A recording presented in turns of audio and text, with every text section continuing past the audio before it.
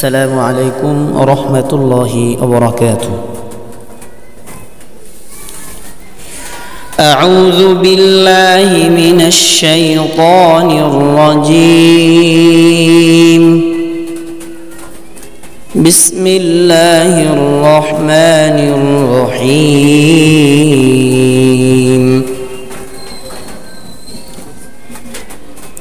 إنما حرم عليكم الميتة والدم ولحم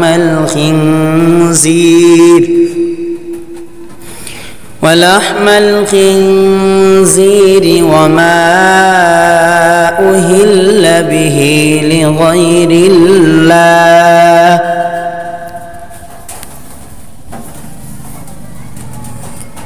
إنما अजिब गुन्ना হবে নামা মিমে নুনে তাসদিদ মিম আর নুনের উপরে তাসদিদ আসলে গুন্না করিয়া পড়িতে হয়। মিমে নুনে তাসদিদ গুন্না করা ওয়াজিব। আমরা এখানে গুন্না করব। আর মিম আলিফ জবর মা এক আলিফ টান জবরের বাম পাশে খালি আলিফ মাদ্দে তবাই إنما حرم إنما حرم عليكم الميتة এক জবর এক জের এক পেশকে হরকত বলে। এই যে দেখতে পাচ্ছেন সব হরকতের উচ্চারণ তাড়াতাড়ি করিয়া পড়িতে হয়, এ পর্যন্ত কোনো টান হবে না। আলাইকুমুল ইন্নামা হাররামা আলাইকুমুল মাইতাতা ইন্নামা হাররামা আলাইকুমুল মাইতাতা والدم إنما حرم عليكم الميتة والدم ولحم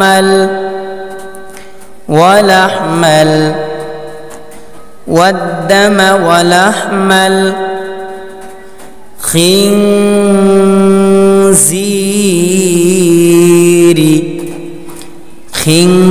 ইকফা গুন্না আমরা জানি যে ইকফা অর্থ গোপন গুন্নার সহিত গোপন করা। ইকফার হলো 15টি।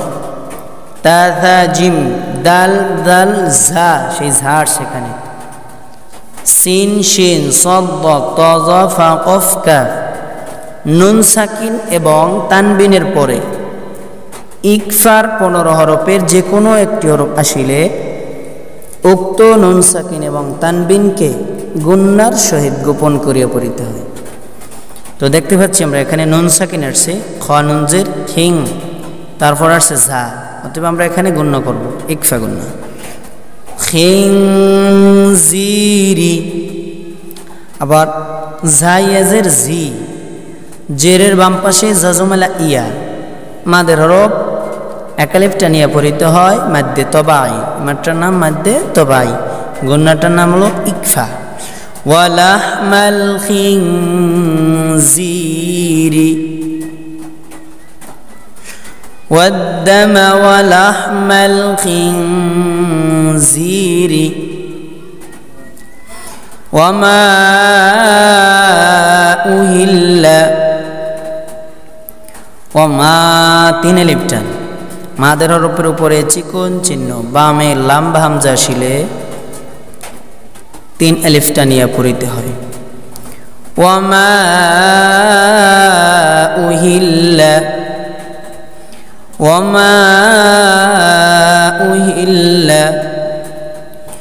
বিহি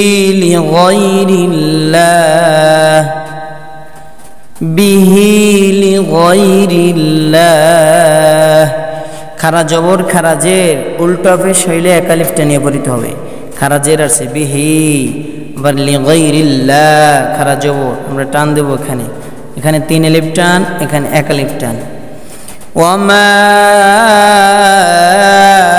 উহিল্লা বিহি লিগাইরিল্লাহ।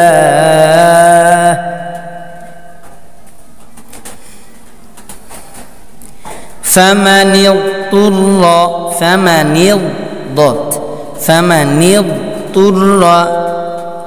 نون ضز النيل طر পেশ তুর র জবর র তুর র فمن اضطر আমরা অনেকে পড়ি فمن اضطر দত কলকলা হরফ না, নিদ পড়ব না, নিব পড়ব। فمن اضطر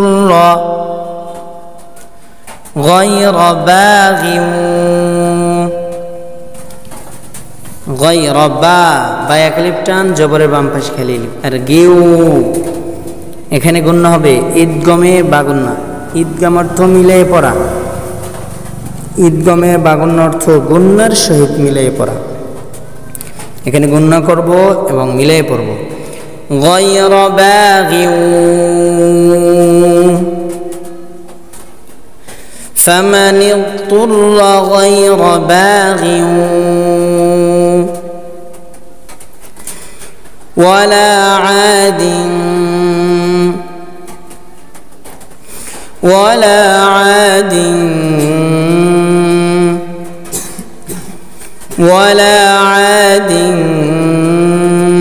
ওয়ালা জবরের বাম পাশে খালি আলিফ, এক আলিফ টান, এই যে আইন আলিফ জবর আ, এখানে এক আলিফ টান, দিং ইকফা গুন্না। ফালা 3 আলিফ টান, এই যে চিকন চিহ্ন বামে লাম হামজা। ওয়ালা আদিন ফালা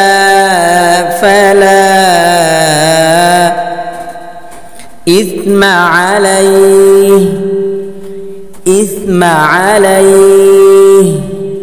আলাইহি।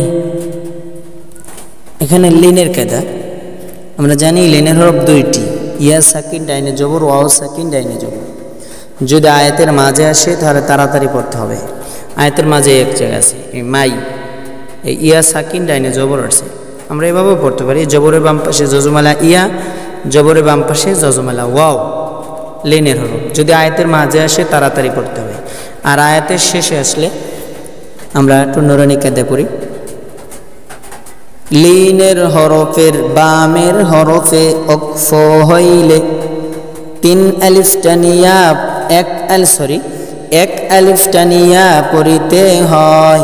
লিনের হরফের বামের হরফে ওকফ হইলে 1 আলিফ টানিয়া পড়িতে হয়। আবারও লিনের হরফের বামের হরফে ওকফ হইলে 1 আলিফ টানিয়া পড়িতে হয়। আমরা এখানে 1 আলিফ টান দেব। ইসমা আলাইহি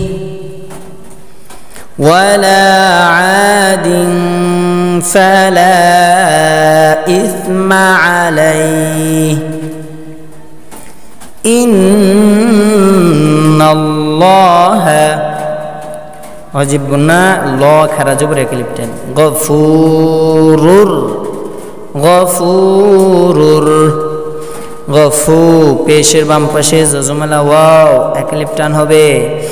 গফুরুর রহিম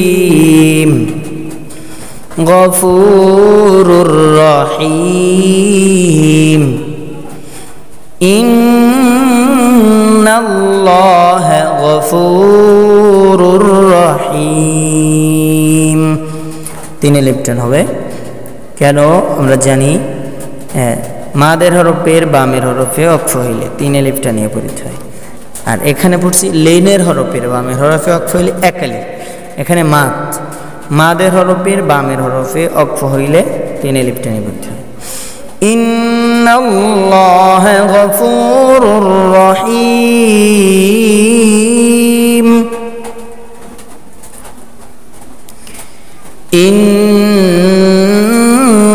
ইন্নাল্লাযীনা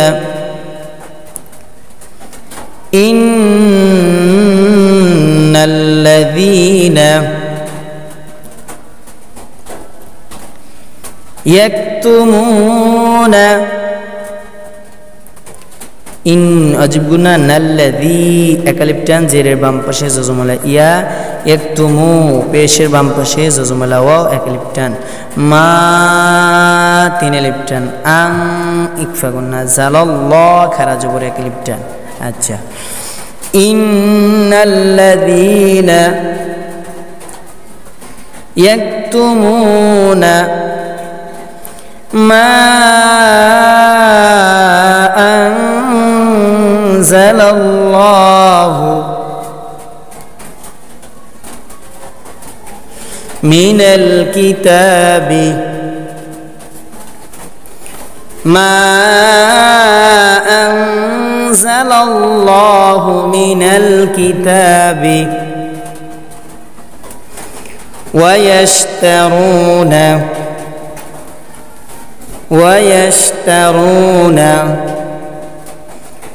ويشترون به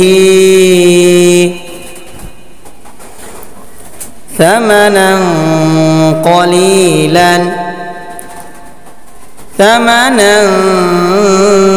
قليلا ويشترون به ثمنا قليلا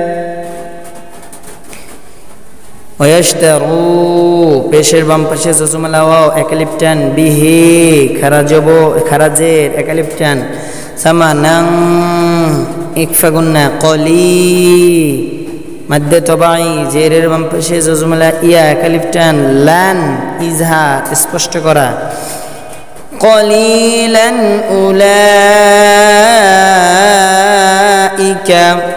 এখানে চার এলিপটান মাদ্দে মুত্তাসিল ثمنا قليلا أولئك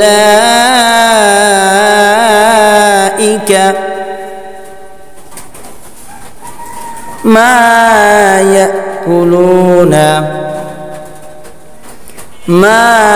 يأكلون في فيزر في أكلبتان مد طبعي في بطونهم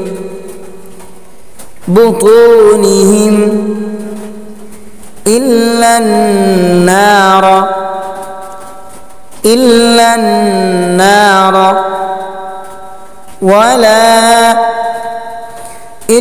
النار ولا يكلمهم الله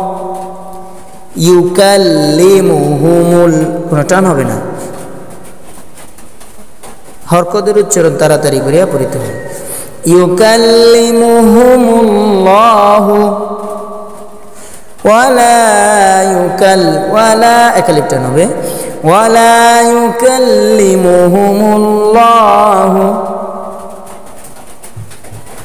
ইয়াউমাল কিয়ামাতি يوم القيامة ولا يزكيهم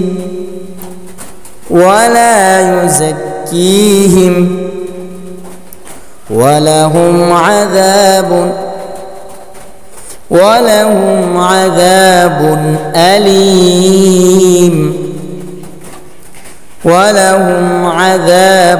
أليم আমরা এবার রিডিং করি একবার إنما حرم عليكم الميتة والدم ولحم الخنزير وما أهل به لغير الله فمن اضطر غير باغ ولا عاد فلا إثم عليه إن الله غفور رحيم إن الذين يكتمون ما أنزل الله من الكتاب ويشترون به ثمنا قليلا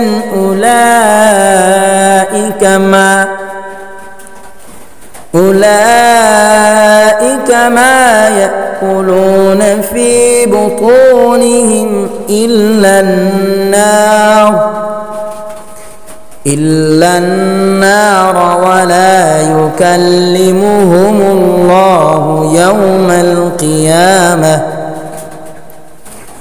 ولا يكلمهم الله يوم القيامة ولا يزكيهم ولهم عذاب أليم. صدق الله مولانا العظيم.